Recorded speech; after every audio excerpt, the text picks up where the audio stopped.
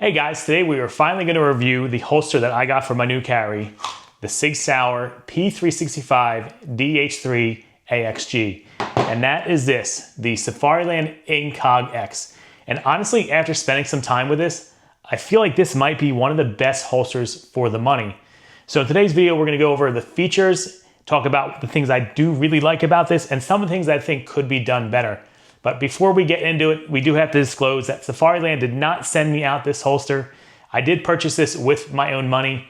And if you guys have been following the channel for a little bit now, you'll notice I do try to pick different holsters every time I rotate my carry. That way I can give you guys honest and raw feedback of my thoughts on that holster.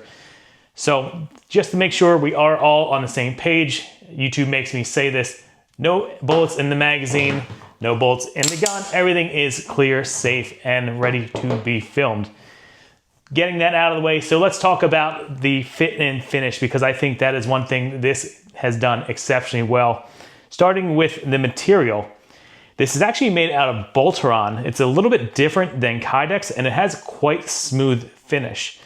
It is not as rigid as Kydex, and I think that makes it for a little bit more comfort when you're wearing it. Now, I should mention this one specifically is also made to fit this light here, and the actual fit is incredible. It is super positive.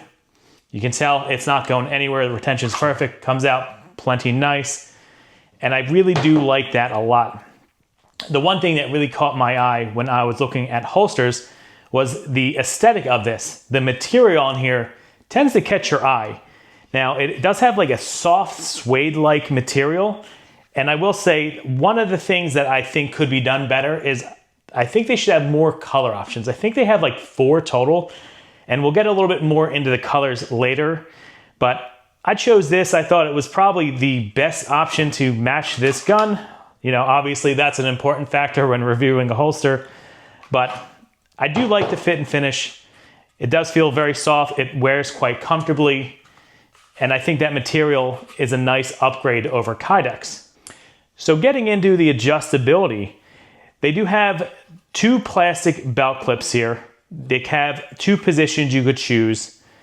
And the one does come with this wing on the side. Unlike other holsters where you can add or take away a wing, you're kind of stuck with this one if you want this to fit the way it does. But this wing does have some cool bonuses. It does have this little shim here that can be adjusted in size. There's one smaller size and one larger size. I stuck with the one that came with. It seems to be working out pretty well so far. But I like that it gives you that option to adjust it to make it fit right for your body. Another thing I do want to mention is that this does have the optional mag carrier here. It's not an expensive add-on, but I do really like the fact that you could run this holster the same fit and feel with or without that mag caddy. A lot of the other holsters I've tested in the past, you would have to basically use the clip on that mag caddy. So really it changed the whole feel of the holster if you were changing it out. So I like that you can easily take that off and it doesn't affect how this actually wears. Personally, I like it with the mag caddy. I'm more of a fan of the sidecar style holsters. I just like having that extra mag. But to each their own. I understand some people may prefer a more minimal, slimline approach to it. One other thing I really do like about this mag caddy is that it sits at a good height where I can actually use a 21 round magazine and it still matches the height of the firearm. A lot of times I feel like the sidecars, you can't get a longer magazine in there without having to custom order it or have an issue with dropping it down low. So personally, having that as a feature where it matches right out of the gate, I like that a lot. That gives you more on-body capacity, which you guys know me. I like to be prepared. I like to be ready. So that is definitely a positive for me. So overall, guys, I will say I do like this holster a lot, but it does not have its imperfections. There's a few things I do think it could be done better. And the first we will discuss is the fact that for whatever reason, the back of the holster is this gray material. Now I know that is one of their standard colors. I just think that's kind of weird that the whole holster's one color, at least you order it one color, and then when it came here, the back was gray. I don't remember seeing any photos online that showed that it had a different back. Obviously, that's not a discount to how the holster fits or feels.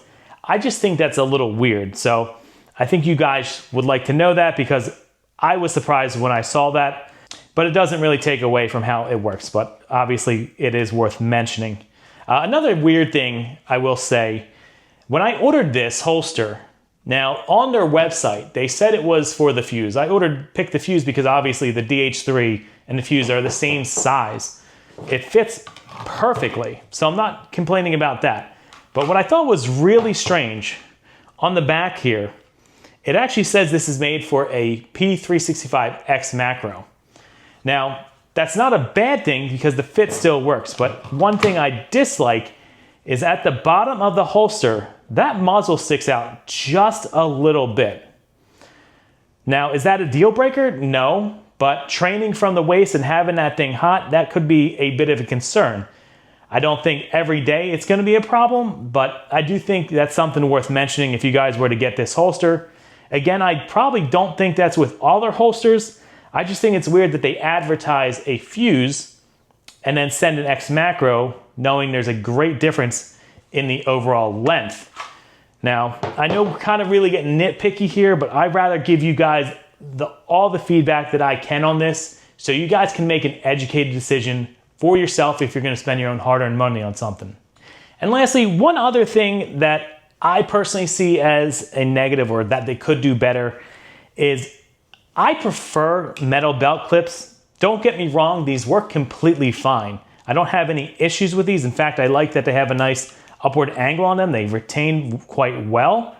But I'm so used to having metal on my other holsters, I think that just kind of spoiled me.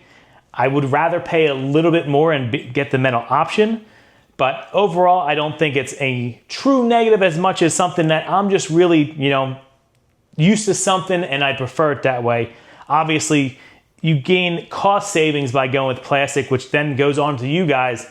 So yeah, I will say it's not a bad thing, but I do think it's worth mentioning that you don't have an option to get metal clips. Overall, guys, though, I really do like this holster. I think it's probably one I'll repeat going forward.